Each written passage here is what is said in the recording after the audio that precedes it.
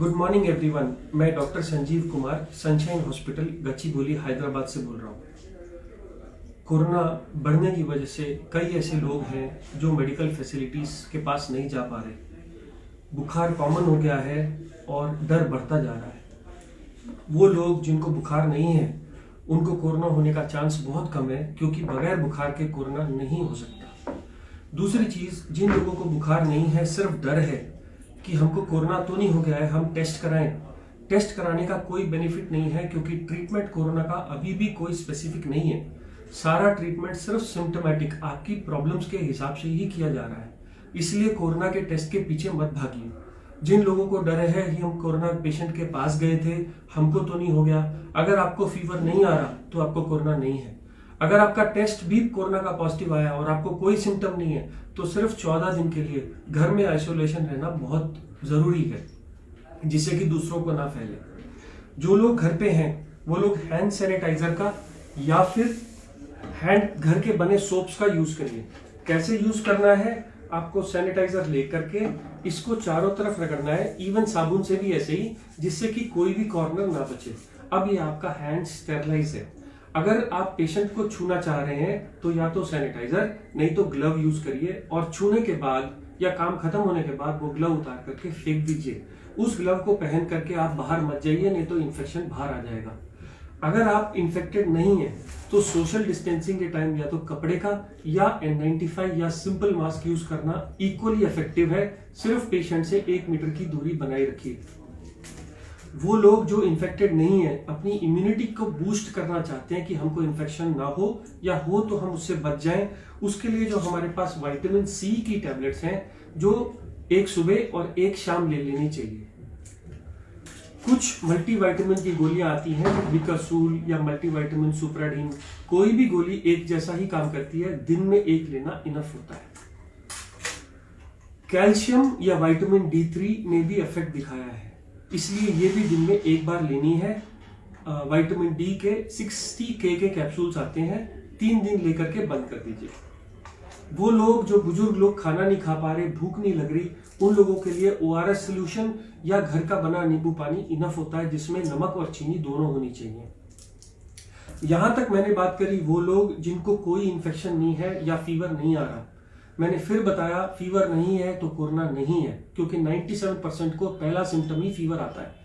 अगर आपको फीवर आ रहा है तो थर्मामीटर से चेक करिए, पैनिक मत करिए। अगर फीवर आ रहा है तो आप पैरासिटामोल की बनी टैबलेट आपको आराम से मिल जाएगी 500 या 600 में। ये मॉर्निंग, आफ्टरनून और इवनिंग। पैरासिटामोल की गोली से शरीर के दर्द, कमजोरी, सिर का दर्द, गले का दर्द या फीवर दोनों उतर जाते हैं। अगर इस गोली को 3 बार लेने से फीवर नहीं उतर रहा तो आप कपड़े से बॉडी को भिगा लीजिए और पंखा चला दीजिए। जैसे ही पानी सूखेगा आपका टेम्परेचर उतर जाएगा। बच्चों को भी आप यही दे सकते हो, बस पैरासिटामोल की डोज वेट के हिसाब से आधी कर दीजिए। अब इसके अलावा कुछ लोगों को सांस फूलनी शुरू हो जाती है, कुछ लोगों को डर की वजह से, कुछ लोगों को बीमारी की वजह से।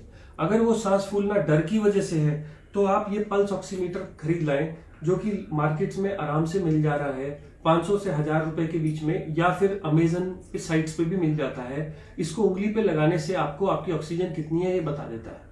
अगर आपकी ऑक्सीजन नॉर्मल लोगों की 90 से ऊपर रहनी चाहिए, अगर ये ऑक्सीजन 90 से ऊपर है तो ये जो भी आपको हो रहा है वो डर की वजह से है। और जितना मैंने ट्रीटमेंट अभी तक बताया, मल्टीविटामिन, सोशल डिस्टेंसिंग या हैंड वॉश इज इनफ।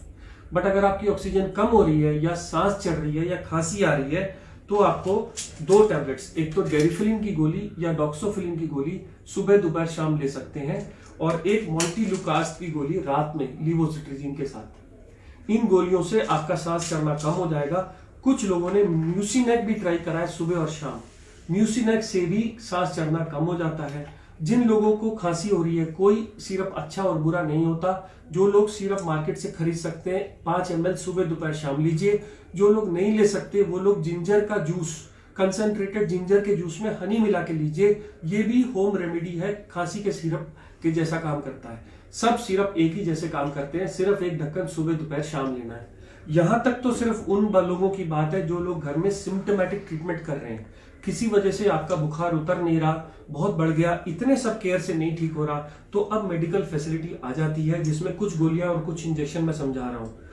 जो गोलियां हैं, 2 एंटीबायोटिक्स, एजिथ्रोमाइसिन, सिर्फ 5 गोलियां आपको कंटिन्यू नहीं करनी, रोज एक लेनी है, 5 दिन लेके बंद कर देनी है। एजिथ्रोमाइसिन या डॉक्सीसाइक्लिन, यही 2 एंटीबायोटिक्स हैं जो इस वायरस के खिलाफ कुछ तो काम करके रिजल्ट दिखा रही हैं और हम लोग इनको दे रहे हैं। डॉक्सीसाइक्लिन गोली सुबह शाम 1 पत्ता लेके बंद कर देना है।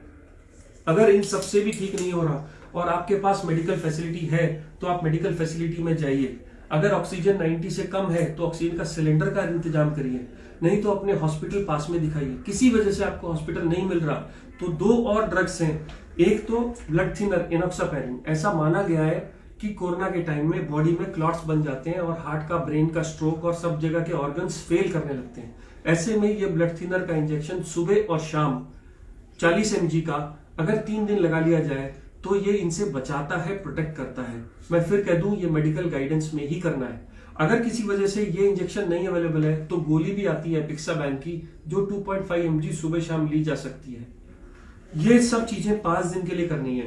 कुछ रिसर्च में स्टीरॉइड्स का रोल बताया गया है। ये 10 रुपए का स्टीरॉइड है, डेक्सामेथासोन। अस्थमा के लोगों को दिया जाता है, इमरजेंसी एनाफिलैक्सिस में दिया जाता है। ये भी कोरोना में आजकल दिया जा रहा है। एक इंजेक्शन 4 mg का आता है। 4 से 8 mg का एक इंजेक्शन सुबह खाने के बाद लगा लीजिए। ये इंजेक्शन भी अंडर मेडिकल गाइडेंस आपको बहुत मदद करेगा 5 दिन के लिए। बट ये उन लोगों के लिए जो बहुत सिक हो गए हैं और किसी वजह से जो वेंटिलेटर पर जाना है, वेंटिलेटर पर जाने से बचने के लिए ये इंजेक्शन लगाए तो बच जाता है। एक कोलेस्ट्रॉल की गोली एटोरवास्टैटिन 10 से 20 मिलीग्राम की गोली भी काम करती है कोरोना में, ऐसा देखा गया है। बड़ी सेफ सिंपल दवाई है, एक गोली रोज ले लीजिए, बट ये सिक लोगों के लिए ही है। और लास्ट, पानी।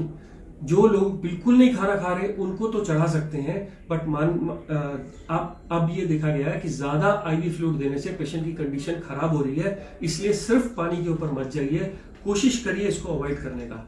तो मैं फिर वापस आऊंगा। हम लोग जो इन्फेक्टेड नहीं है वो सिर्फ हैंड सैनिटाइजर, डिस्टेंसिंग और मास्क का यूज करेंगे। जो लोग सिर्फ इम्यूनिटी कम है, ओल्ड एज है, वो ORS सोल्यूशन, कैल्शियम, विटामिन्स या विटामिन C का यूज करेंगे। सब लोग घर में अगर हो सके तो पल्स ऑक्सीमीटर ला के रखिए, नहीं तो एटलीस्ट एक कम्युनिटी में एक पल्स ऑक्सीमीटर हो। ये सब लोगों के पास, सब लोगों का चेक कर सकता है। इसमें ब्लड की जरूरत नहीं होती, इसमें इंफेक्शन होने का डर नहीं होता। सिर्फ आप उंगली अपनी साबुन से धो के यूज करिए जिससे दूसरे आदमी को इन्फेक्ट ना हो। इसके अलावा घर में पैरासिटामोल, डेरिफलिन, मोन्टिलुकास्ट, म्यूसिनेक टैबलेट्स और घर के बने कफ सिरप्स, नहीं तो मार्केट के बने कफ सिरप्स। अगर इससे भी ठीक नहीं होता तो 2 एंटीबायोटिक्स, एक है डॉक्सीसाइक्लिन और एक है एजिथ्रोमाइसिन। अगर इसके बाद हॉस्पिटल की जरूरत पड़े या हॉस्पिटल ना मिले तो एक इंजेक्शन एनोक्सापैरिन और एक इंजेक्शन डेकाड्रान। यही इस वक्त हमारे पास बेसिक केयर अवेलेबल है। मेक श्योर कि ये सबके पास इंफॉर्मेशन चली जाए। आप अपनी डिसीज की सिवियरिटी के हिसाब से इसमें से ड्रग्स लेंगे। लेफ्ट साइड से राइट साइड में सिवियरिटी बढ़ती चली जाएगी। जो लोग हॉस्पिटल जा सकते हैं वो हॉस्पिटल में रहिए। जिन लोगों की ऑक्सीजन कम है वो घर में ऑक्सीजन इंतजाम करके भी ये ट्रीटमेंट शुरू कर सकते हैं। और मुझे उम्मीद है within 1 month we all will be all happy and fine. Thank you. मैं doctor Sanjeev Kumar, Sunshine hospital से बोल रहा हूँ।